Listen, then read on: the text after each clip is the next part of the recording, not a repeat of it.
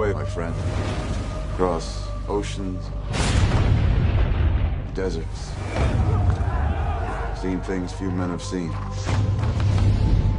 The fewer still will believe. The end is in sight.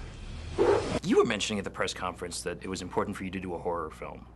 And what drew you to this specifically? Well, when I say horror, I don't mean slasher. I mean movies that are not afraid to explore the mysteries of the unknown and the paranormal. I like those kinds of movies. And so I wanted to do one because it's what I watch myself, and it was like an honest offering to you of my own personal taste. Coming into this, there's an element of horror. There's sort of a comic booky element.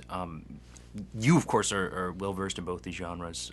Well, I think that it behooved us to create a reality, and it didn't need to be an exciting reality. It needed to be a very naturalistic reality. You needed to see three-dimensional, living, breathing guys who are just trying to, get through the day in very tough times.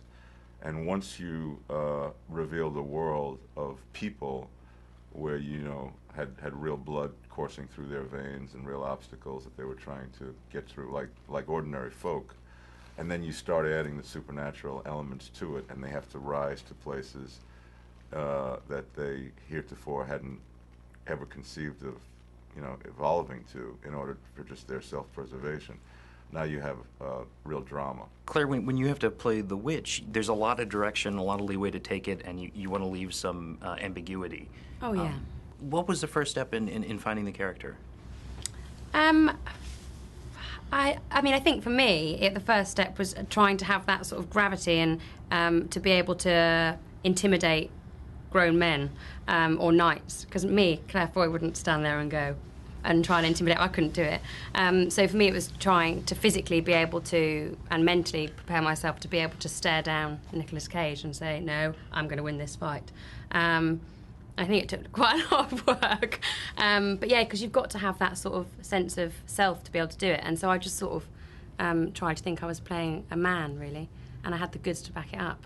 And at the same time, she can be quite innocent and quite angelic.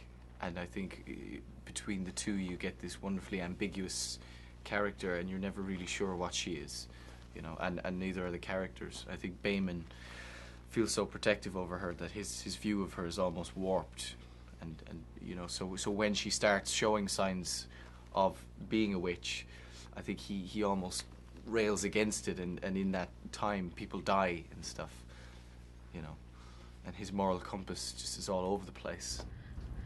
And she did. I mean, I was scared. There were times when she would look at me just with a tiny little look, and I felt like she was really messing with my mind. And that's what we needed, right? For the movie to work, the witch has to be authentic. The witch has to be believable. Otherwise, you're not going to go along for the ride. I think that Claire is the heart of the film.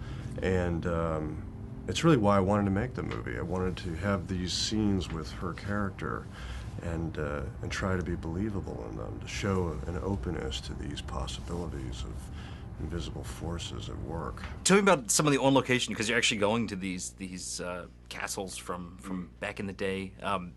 Did that add a lot to the scenery? Would it have been the same just shooting on a soundstage? We were really an actual big scary castle. Really dramatic location. Working our way from Western Austria, some of the highest peaks in the Austrian Alps, all the way across the country, utilizing these amazing elements, working in the middle of winter, working in real gear, exactly the identical armor to what they would have wore in the period, all enhanced our ability to find a reality for how tough it was to survive. I know you're a big comic book fan, and I wondered if there was an element of like an old EC comic in this. More Marvel, I think, because Marvel very often would tap into the magic of sorcery in medieval times, and Merlin sometimes made appearances in some of the books with Doctor Strange, and I think it's more along those lines. But for me, comic books really are just sort of contemporary versions of ancient myths anyway. They're really driving the movie industry now, and when you read a comic, you can see that. It is like watching a movie, the way it's almost storyboarded like a script would be. And it creates this excitement, this imagination to make them come to life on film. That's why we see so many graphic novels, and people want to see these movies. These men are prepared for battle. You have to get in line behind me. She'll turn one man against another. They must be punished.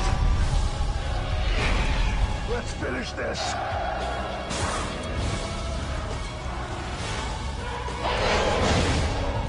We're gonna need more holy water.